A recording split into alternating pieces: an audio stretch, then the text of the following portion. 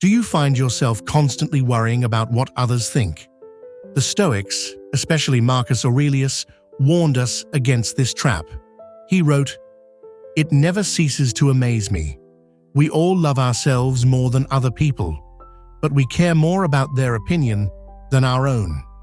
Today, let's uncover why public validation is meaningless and how Stoicism teaches us to free ourselves from this burden.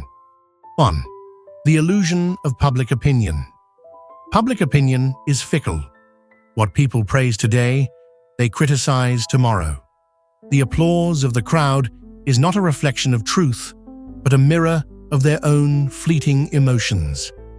Marcus Aurelius reminds us, "The approval of others, what is it to you? Their thoughts change, as the wind.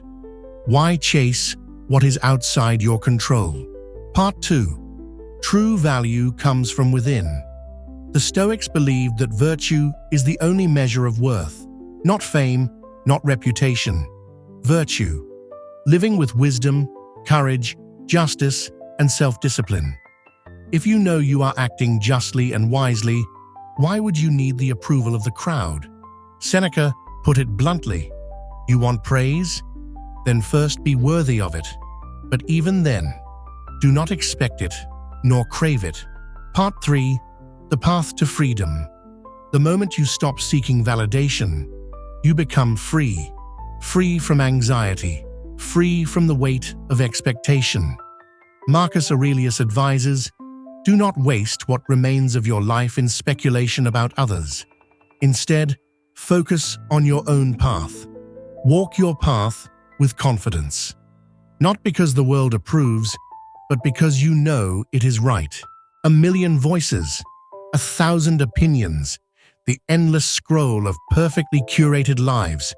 We wake up, we check our phones. Did they like my post? Did they comment? Did they see me? And if they didn't, what does that mean? Nothing. But we don't feel that way, do we? We live in an age where validation is currency, where attention is a drug. And like all addictions, it leaves us wanting more. Never satisfied, never fulfilled. But what if I told you that the greatest minds in history, long before the first screen ever flickered, already understood this struggle? That men like Seneca, Marcus Aurelius, and Epictetus warned against this very need for approval, this hunger to be seen, liked, and praised. Their answer? Temperance, self-control. The ability to stand firm in who you are, regardless of who is watching.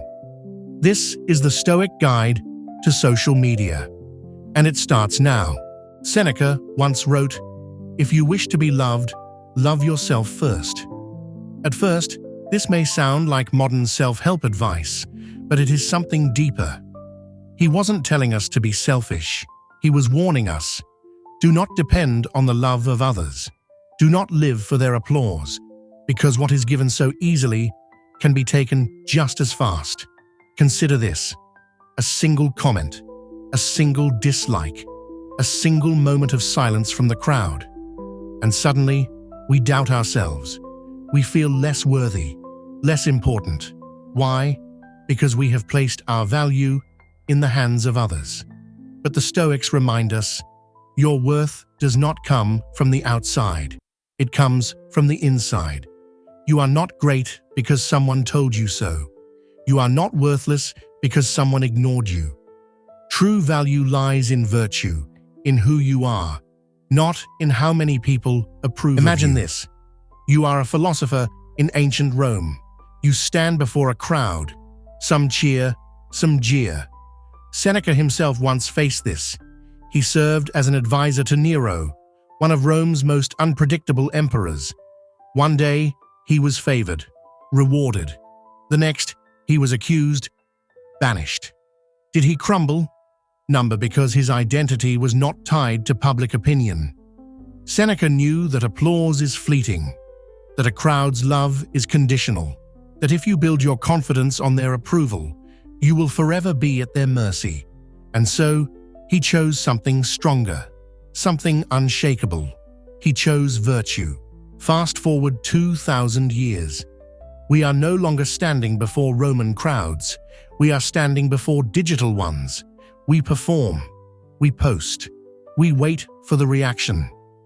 But has anything truly changed?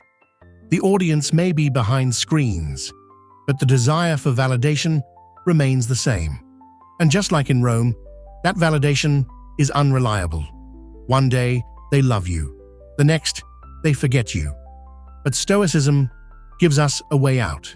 It tells us, do not tie your self-worth to the shifting opinions of the masses. Instead, ask yourself, did I act honorably today? Did I pursue wisdom? Did I practice self-control? Because those things, they cannot be taken away with a single comment. Epictetus, a former slave turned philosopher, understood this better than anyone. He had nothing, no wealth, no status, yet he was free. Not free in the physical sense, but free in the only way that mattered, because no one could control his mind. He said, if you wish to improve, be content to be thought foolish and stupid. In other words, if you wish to grow, you must be willing to let go of what others think. What would happen if starting today, you stopped seeking validation? If you posted what you wanted without caring for likes? If you spoke your mind without fear of judgment? If you lived for virtue, not approval? Imagine the freedom in that. In the end, social media is neither good nor bad. It is merely a tool. Like fire, it can warm or it can burn. It all depends on how you use it. Marcus Aurelius wrote in Meditations, waste no more time arguing what a good man should be. Be one. Do not waste time chasing approval. Do not let the number of likes determine your self-worth. Instead, build something unshakable. Build character. Build virtue.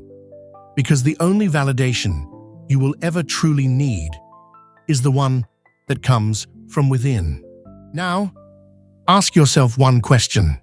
If the world stopped watching, if the crowd fell silent, would you still be proud of who you are? Don't let jealous people steal you joy, or toxic people rain on your parade. Author your own book. Paint your own portrait. Please like, share, and subscribe as we explore Stoic wisdom and apply it to our modern problems. Live, love, and be you.